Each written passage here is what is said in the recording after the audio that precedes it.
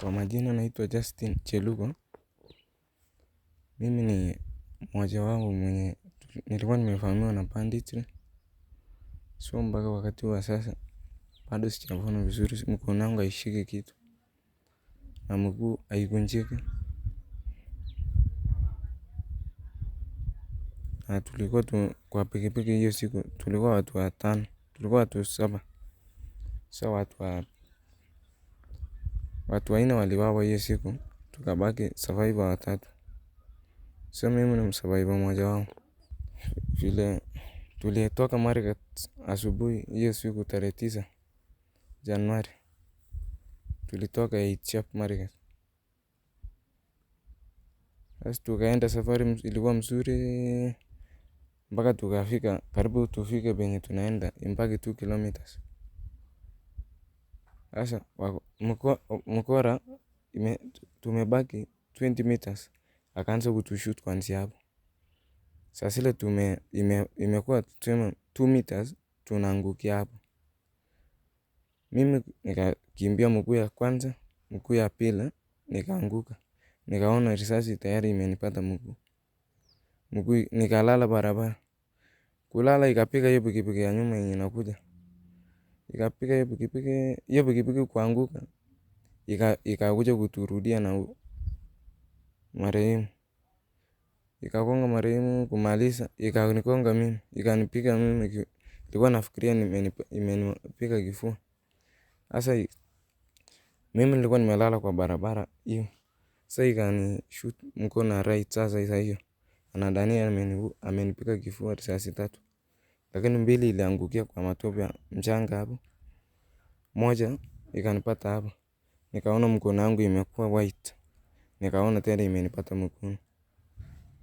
Nikajikalia, wakora wakakaa. Nikapiga simu, nikaambia watu, hao watu wametushoot sasa. Mupige hata kwa hii barabara, mshoot hata barabara mkuja. Tukakaa hapo for like 40 minutes ndio watu kufika. Tukakuja sasa nimebleed mpaka long imekuwa damu tu. Nikaletwa mpaka Marigat. Kufika Marigat nikakuja kuletwa Kabarnet. Kabarnet wakanirifa niende Eldoret. Nikaenda kukaa Eldoret mpaka nikatoka huko. Nikaambiwa nikuchange check up after 1 month. Mara wansongeshe iende after 2 months mpaka wakaniambia imekuwa sawa. Sasa mimi nikakuja kukaa nyumbani mpaka nikaamua tu kwenda Nakuru. Nasema nitaka niende nifanyiwe vision therapy. Sasa pesa hakuna na vision therapy. Na iko machine nitainunua hii mkono. Bado nilikuwa nashtuka. Mara usiku hata naendanga mpaka nafikiria vitu mbaya sana. Juu hiyo vitu ilitendeka hapa ilikuwa mbaya sana. Mimi nilijifanya kama nimekufa, nikalala. Hata akasimama 5 meters kuniangalia. Mimi sikupenduka, sikufanya chochote mpaka akatoka hapo. Sasa vile tulikuwa tumepigwa, tumeanguka barabara already, tuko chini. Sasa saa hiyo siamuki, mguu kabisa imekufa. Baada ya kutushoot, huyu bado anaendelea kutushoot akisimama barabara. Huyo mkora alikuwa na filimbi yake na ilikuwa amekuwa amefungia kwa shingo na mmoja wao mwenye alikuwa anaketi chini akaamuka akakuja kuongelesha ule mama kama bado anaongea. Sasa ile bado anaongea, huyu akafuliza filimbi, kufuliza filimbi huyu akatoka. Huyu akaruka kwa msitu saa hiyo. Sasa wakapangana wakienda wakiwa watu 5 for like 70 meters. Mimi nikatoa simu yangu. Vile walitushoot, mimi nilikuwa mbele ya above 1 meter, lakini mkono ya huyu jamaa mwenye marehemu ilikuwa inanishika mguu. Mimi saa hiyo nashtuka tu hapo. nikingojea nini, nikiomba Mungu tu. Nikaomba Mungu, watu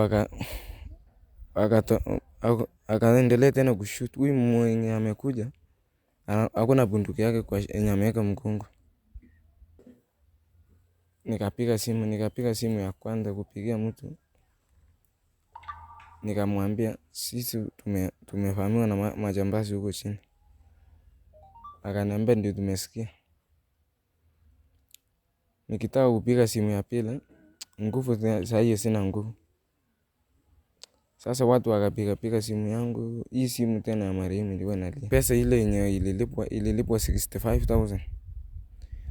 Hiyo ingine kuna jamaa alikuja kuongelesha hii watu wa social work. Sasa hapo hawa madaktari tena wanaona hatuna pesa. Sasa wakaamua tu kuni discharge. Saa hii sijifanyi kazi. Saa hii mimi ninakaa tu nikingoja mtu mwenye ananilisha yote, kwa sababu ya hii mambo ya banditry. Mkono wangu haishiki kitu kabisa complete. Justin Chelugo alipata kukutana na shida kidogo ya wakora. Hii banditry yenye imetusumbua hapa Baringo sana. Yeye akakuwa mmoja ya wale alisurvive kwa victims karibu wa 6 hivi. Watu wengine walikufa, yeye na msichana mdogo akapatika kupona. Lakini mpaka saa hii tunaona kijana anataka usaidizi kubwa sana. Kwa kijana ameumia mguu, ameumia mkono na mwili mpaka saa hii bado haijapona. Kijana aliwekwa risasi mkono na mguu chini na juu kidogo. Kijana asaidiwe kwa well wishes, mtu yote mwenye ako na kitu kidogo asaidie kijana, ili hata naye kijana apone na jisaidie kimaisha. Kuna spring anaambiwa anataka ile asaidie mkono yake, kustretch mkono na kusaidia mkono hata at least ipone.